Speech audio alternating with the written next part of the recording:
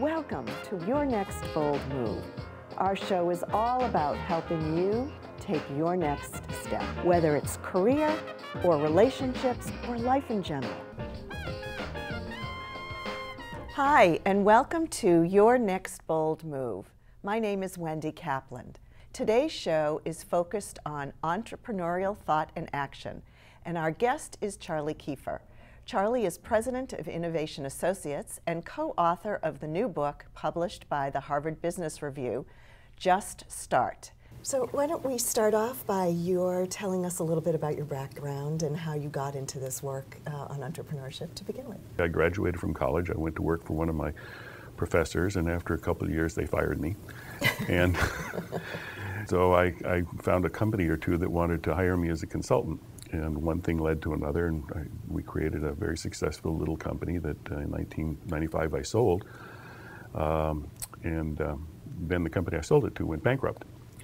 And then when the company went bankrupt, I bought my little firm back, and a couple of years later I ran into Len Schlesinger, who was then at that point just becoming president of Babson College. Len was immersing himself in the study of entrepreneurship and ran across this book by Sarah Sarasvathy of the University of Virginia and said, "Charlie, you got to read this." And I realized that this was the first book that really reflected how I thought about things. And for the first time, my thinking process was clear to me. And I just got very excited about it. And Len said, well, we need to really go into this. And we were at it about a year. And then Len said, well, why don't we write a book about it? And people can get this on Amazon. And the book is especially great for people who are either in an entrepreneurial venture, in business for themselves, want to be in business for themselves, because it walks them through the process. We started coming out of entrepreneurs and realized that the logic that these successful serial entrepreneurs use, that Sarasvathy identified in her research, was applicable anywhere in life that you're faced with high levels of uncertainty.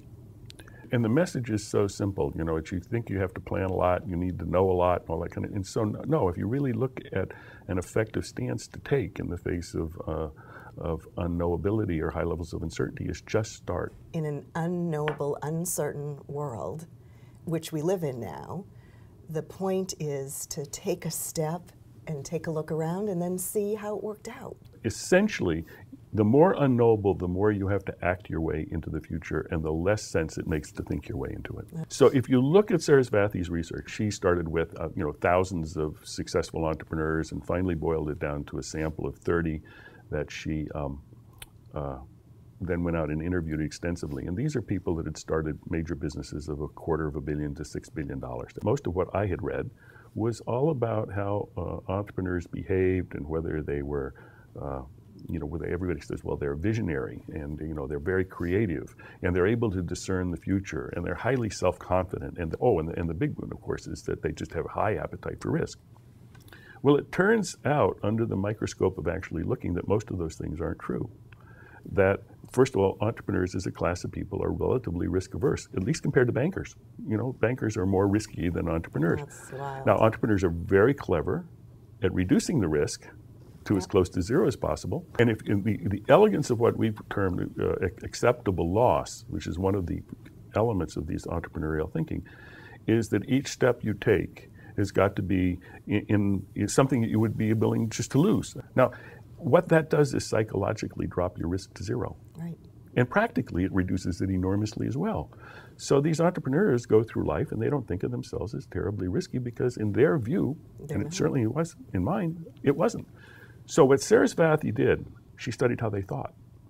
And she came up with some stuff that was remarkably consistent across her sample of 30 people and stood in marked contrast with how, say, middle managers and everybody else thought about life. So the first element is it's born of desire.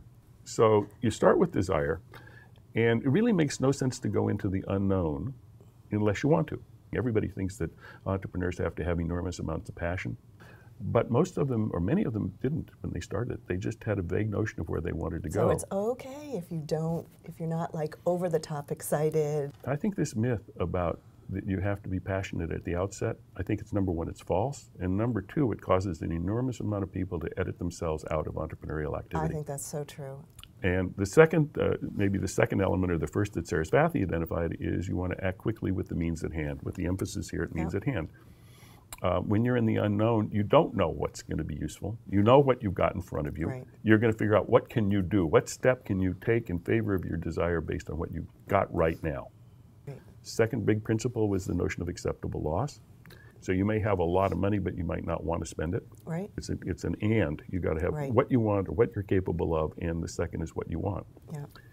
And the currency is rather unusual. Most of us think about money and time as the major elements of entrepreneurial activity, but the third one is reputational I was capital. thinking about that, right. You know, and your family, you know, the relationship with your family. Right. And then what's the cost of doing this? Because it means you can't do something else. Right. So all of these things go into the calculation of acceptable loss. And the wonderful thing about acceptable loss is that it takes a whole host of unknowns and renders them known, because you know how much money you have, right. you know how much time you have, you know how much of your reputation you want to put on the line, right. you know all of those things. The third thing is you're going to bring other people along.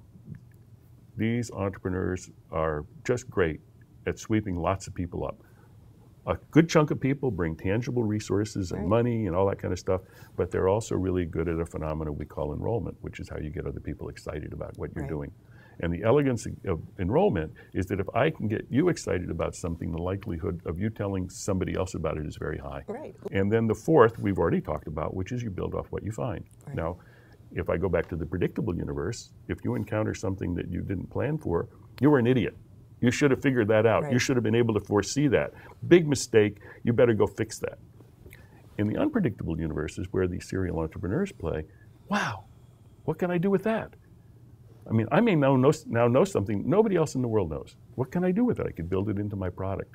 So they befriend reality. They're converting, all the time, they're converting obstacles right. and problems into assets. That's great. And the next step can be one of two things. It can be another step in favor of what I wanted. Right.